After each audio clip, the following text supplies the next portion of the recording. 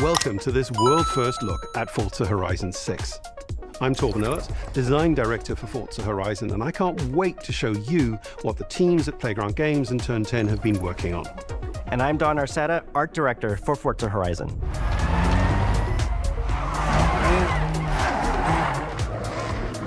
The Horizon Festival is a celebration of beautiful cars, hit music, and breathtaking locations around the world. And now we're taking you to the place we've wanted to visit for a very long time, Japan. We designed a campaign that really focuses on your journey. You don't start as a superstar of the festival or a racing champion or even a rookie. You'll start out as just a tourist in Japan. Your first goal is to join the Horizon Festival by completing the Horizon qualifiers. After that, you'll rise through the ranks, unlocking wristbands as you complete races in faster, more exciting cars. At the end of each round, you must prove you're ready to move up by completing spectacular events to unlock your next wristband. These include classic Horizon showcases and our new Horizon Rush events, where you show off your skills on thrilling obstacle courses, like this one at the docks in Tokyo City. When you finally earn your gold wristband, you get access to Legend Island, an exclusive region of the world with unique events, tracks, and areas to explore, and that will be a true accomplishment. Throughout that journey, all of Japan outside the Horizon Festival is yours to explore at your own pace. So, let's talk about the location we've all been waiting for. Japan is the ideal location for our biggest, most exciting game yet. Full of beautiful landscapes and stunning contrasts of rural and urban, modern and traditional. This is our largest map, full of verticality, diverse biomes, seasonality, and breathtaking driving experiences, elevated by Japan's unique car culture. So we knew from the start that we wanted to deliver the most compelling and authentic game possible. To help us create those experiences in-game, we sought out advice and insight from people who've lived with Japanese car culture their entire lives.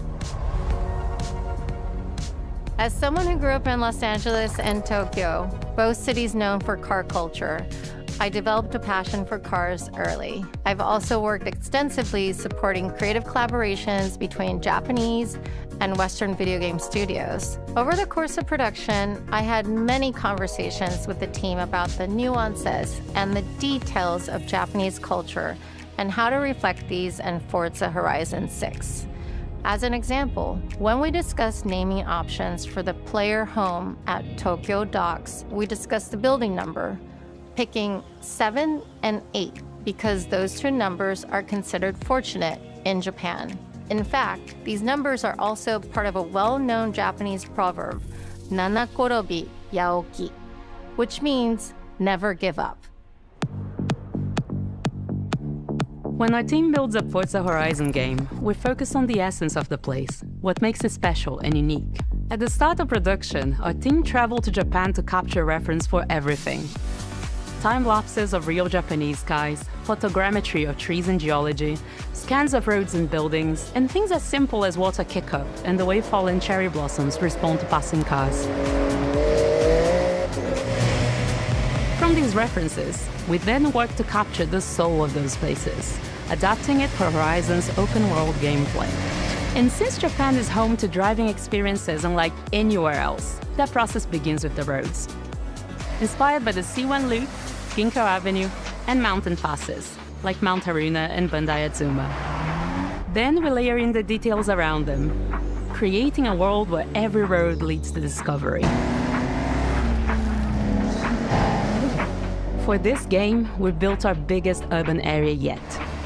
Our Tokyo city is 5 times larger than anything we've designed before, with multiple districts, each with a unique identity. We work to create a city where every road, every corner, and every shortcut is fun to drive and a delight to explore.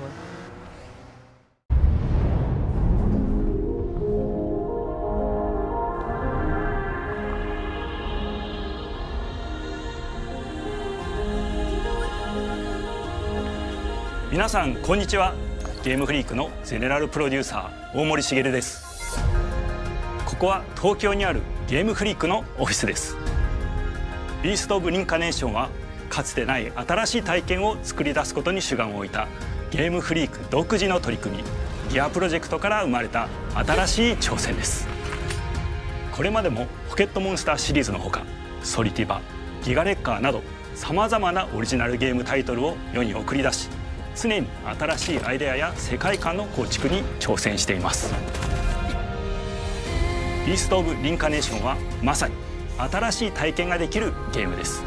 遠い未来、文明崩壊後の汚れに侵食された日本、そして一人と一匹のアクション RPG というゲームプレイで構築されています。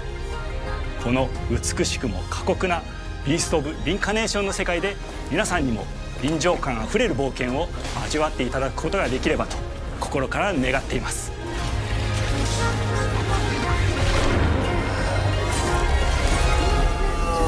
これまではポケットモンスターシリーズでバトルプランナーやサウンドマネージャーを務めてきました。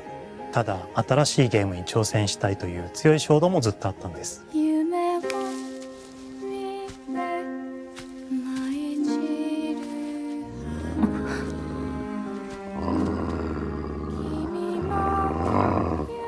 最初は黙々とそのゲームでやれる感覚を自分の心に問いかけることから始めていました。世界観もキャラクターもゲームデザインも決めずに、ただどんな感覚がいいんだろうと探っていました。そうしているうちにぬくもり、頼もしさ、そして寂しさが入り混じったような感覚が最もしっくりきたんです。自分の心に反応しました。隔離された主人公エマとこの世界を一緒に旅していくぬくもりのある相棒クーもその過程で生まれました。古島からビースト・オブ・リンカネーションのコンセプトを聞いてとても興味を惹かれ、すぐに参加しようと心に決めました。長年ゲームフリークではポケットモンスターシリーズを通じて生き物やパートナーを描いてまいりました。しかし今回のプロジェクトでは過酷な世界を相棒と共に旅をするという体験を目指しています。汚れと呼ばれる寄生植物が蔓延している世界が、かつての文明の廃棄を覆い尽くすほどまでに植物が生い茂った過酷な環境となっており、ダイナミックな移動が要求されます。このような経緯で地を張って自由に操ることのできる鶴のような神をエマの能力にすることになり、プロトタイプも出来上がってきました。そしてそれがエマという人物のバックグラウンドとキャラクターデザインを形作っていったんです。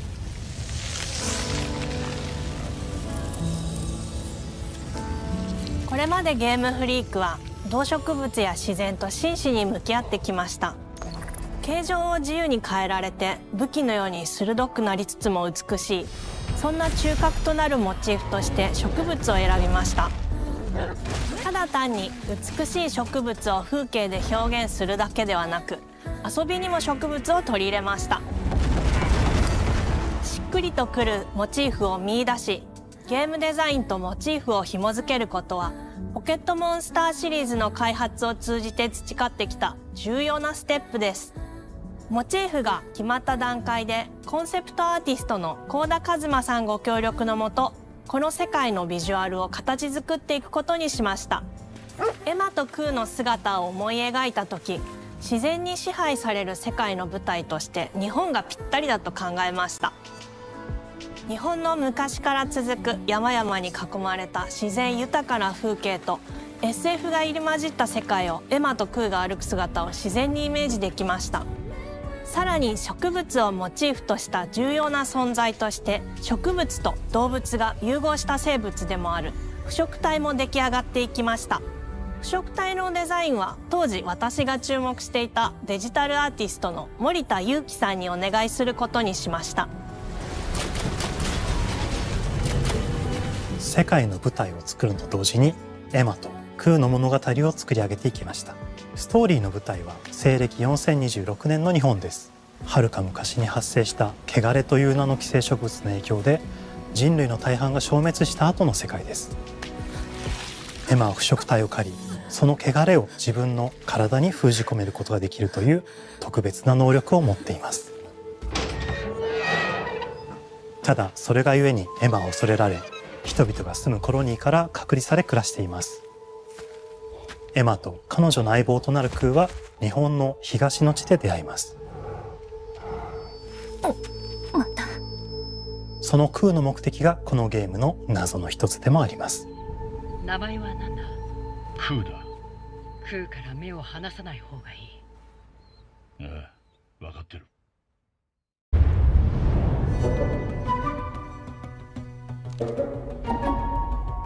Hi, welcome to Playground Games, where I'm thrilled to share our very first deep dive into a game we've been making here for a really, really long time. Fable.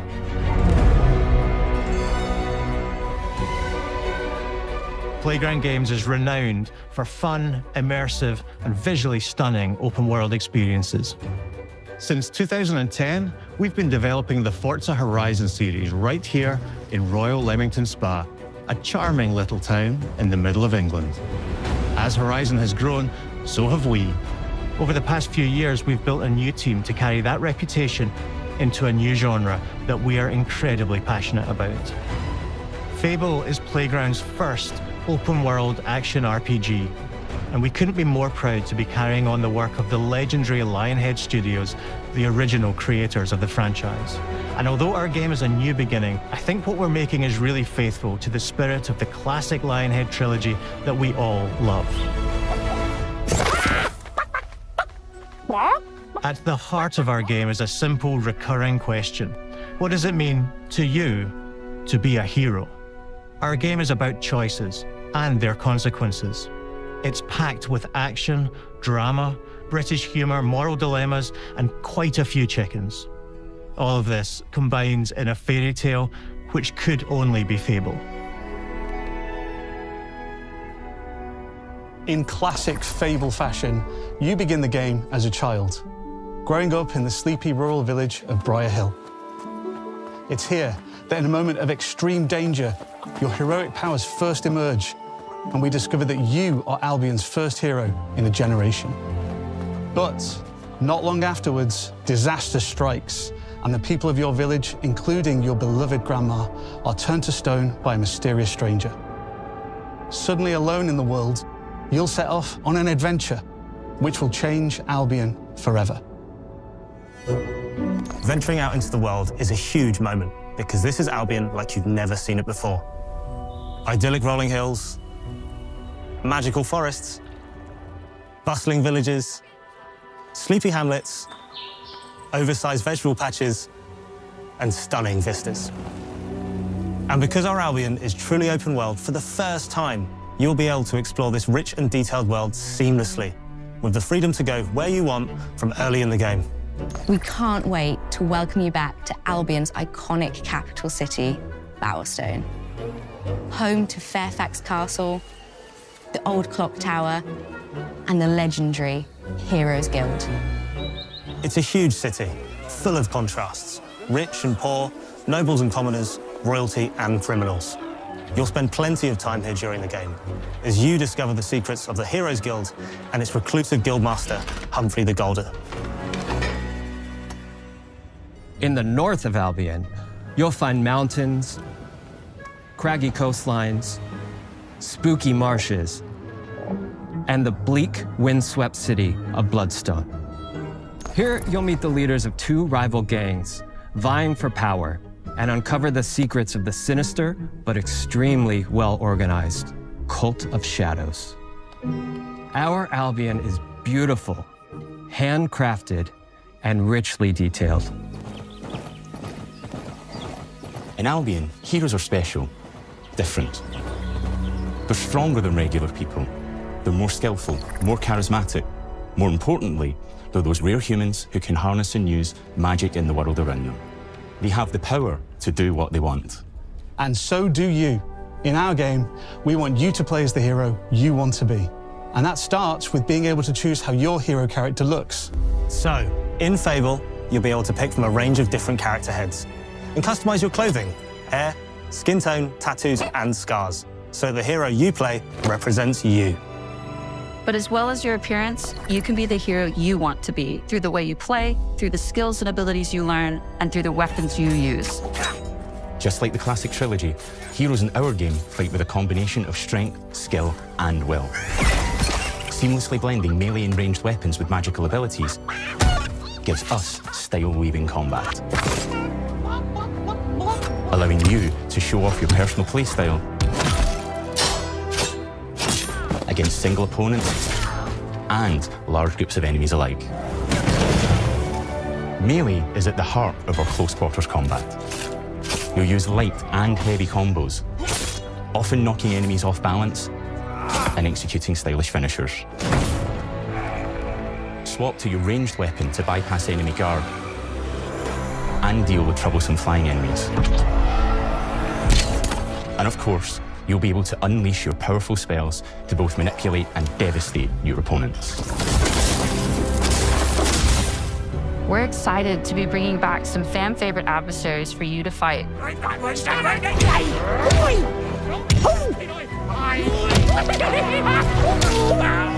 Hobs are back, as are Balverines, Hollowfolk, and Trolls.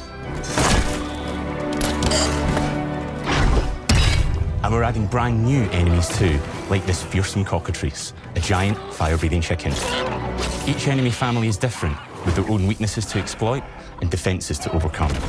But with all the unique tools in your combat toolbox, how you defeat your enemies is up to you.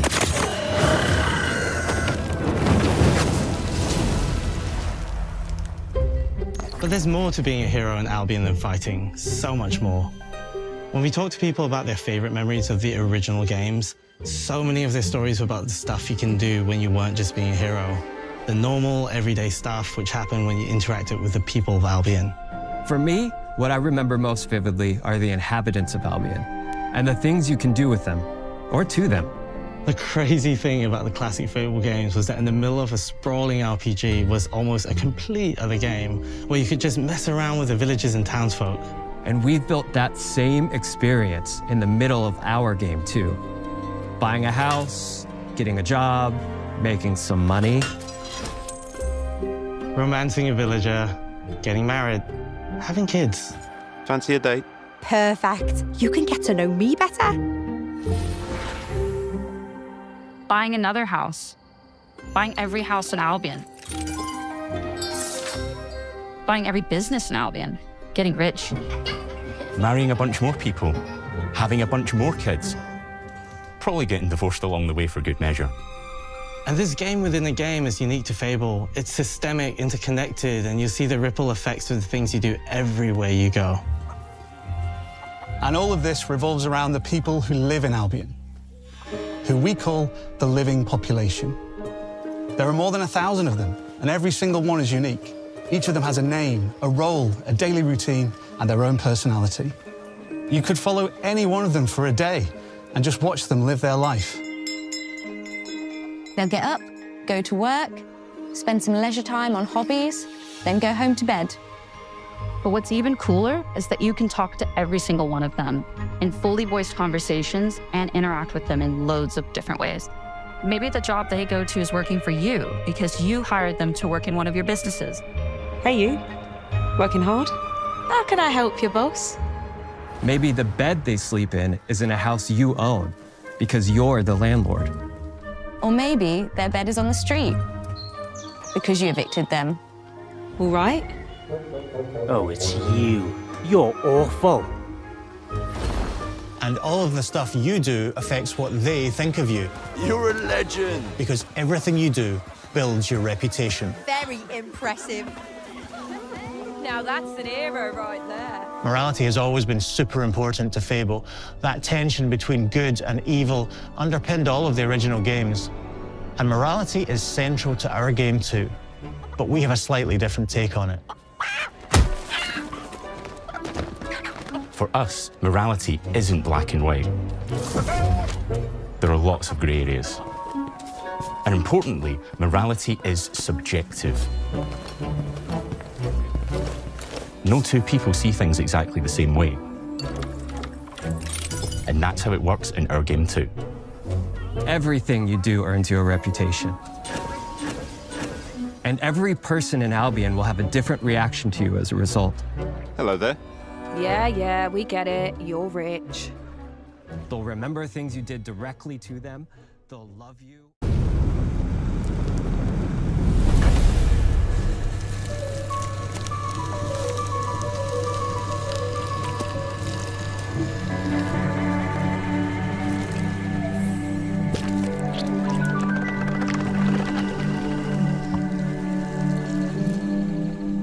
Oh, hello, I'm Tim Schafer, founder and studio head of Double Fine Productions. And this is Elizabeth Larkin, senior tools programmer and junior in-house ceramicist.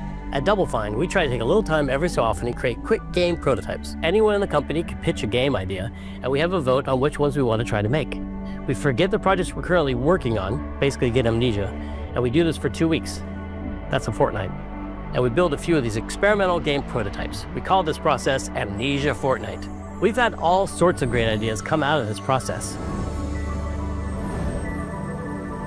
It's just like this clay. With a little bit of pressure and creativity, something interesting is created that wasn't there before. Our next game came out of Amnesia Fortnight.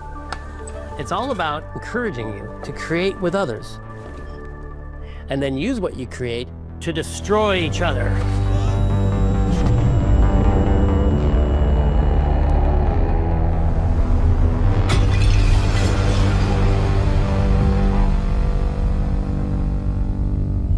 Don't worry, it's easy to make a new pot if you're playing Kiln, our online multiplayer pottery party brawler.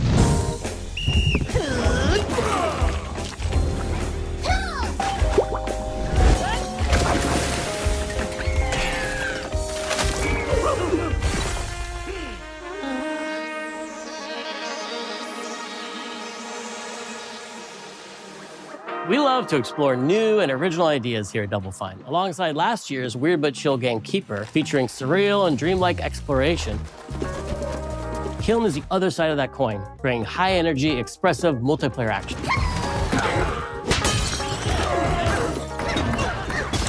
You'll get a chance today to see how we're continuing to foster our spirit of creativity with this next game. Derek Brand spearheaded this pitch, and he's here today to talk about this fully realized Double Fine experience he's leading with his team.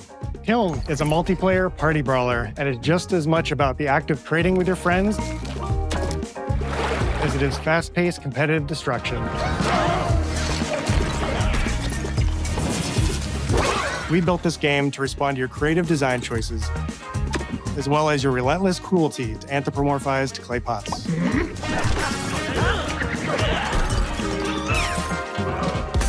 I've spent my career as a concept artist, focused on coming up with unique characters and environments at Double Fine.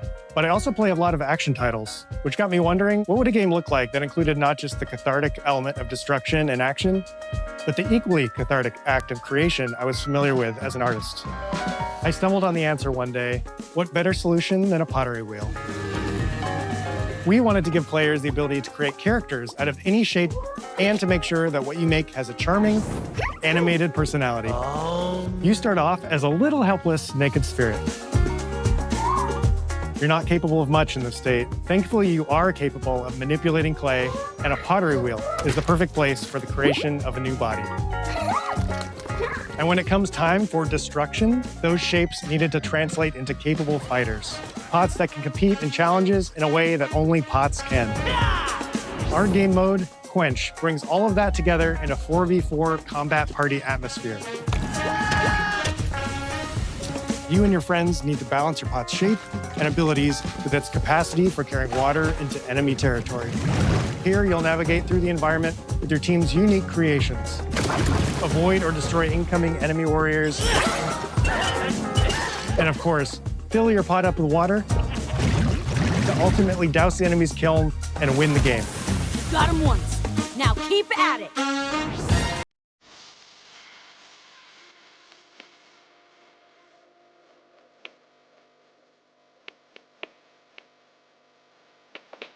With Kiln, we wanted to give players what we know they've always wanted from Double Fine. A best-in-class pottery sim, of course. With this strange concept came lots of design challenges, though, because it's a game about pots that have to transform into bespoke ceramic warriors.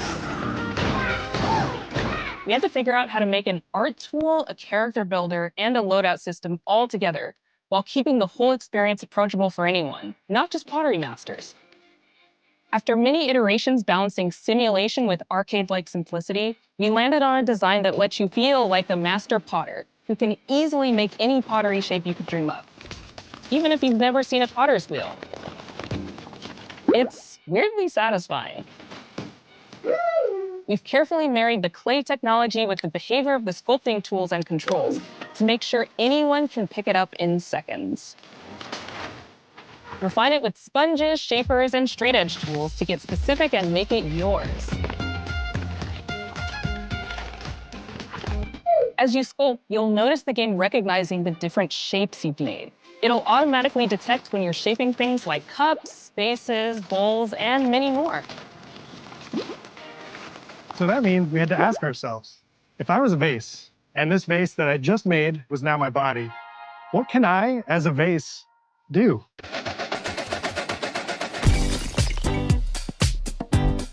Every pot and kiln needs to have a core set of moves fit for a warrior. To run, jump, attack, and roll. They also must have moves fit for a pot to fill up with water and then splash that water out. Each shape has its own unique way of performing these moves. And because your shape matters, the animation team has taken on a challenge of bringing those different pot shapes to life in surprising ways. In addition to these core moves, each shape also has its own special attack, which we push to be the most fun and over-the-top moments in the game. Cups popping popcorn, bottles turning into swords, jugs blaring like megaphones, plates flinging pies. Everyone's shape is doing something different and exciting.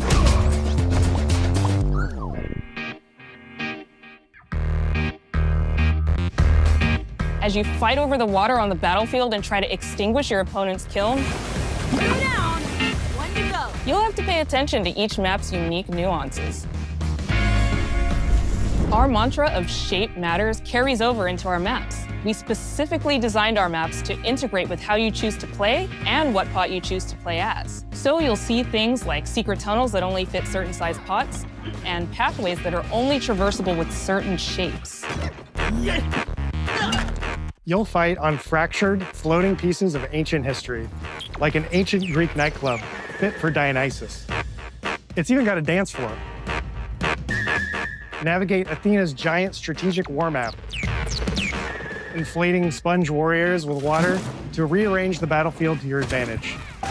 Fight in the Egyptian god Set's dingy punk venue, complete with a mosh pit where only one pot can emerge unbroken. Leverage your unique creations. Everything from your size, your capacity to carry water, your speed to cross the battlefield, and other choices you can make will define how you want to approach your playstyle.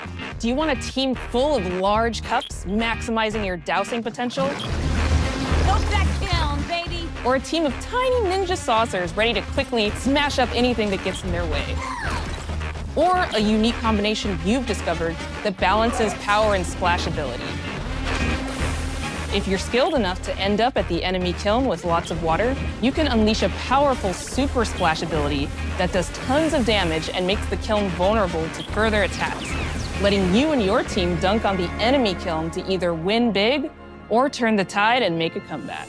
And that is how it's done. At the end of a round, the cycle of creation and destruction loops around again, and now you're back in the wedge, a multiplayer lobby where you can hang at the wheel and make something cool with your friends. You've just earned XP points and chips from battle. Now you can load up on art supplies and expand your pot-making options. I think of the game being so much about the fighting, but when people play it, they just want to create all day long. Our decoration system was designed to support your creativity. As we did with the design of the sculpting process, we looked to the Pottery Studio for inspiration. We found ways to translate the experience of adding spouts, lids, and handles, as well as glazing to kiln. Every design choice we made ultimately serves the goal of enabling a near infinite range of possibilities. We can't wait to see what your favorite designs are. It's all about my pizza party themed small jug. It becomes a drill that can dive under enemies, and it pops up with a special delivery of destruction. I love a medium jug. A simple handle, a 2-layer watermelon.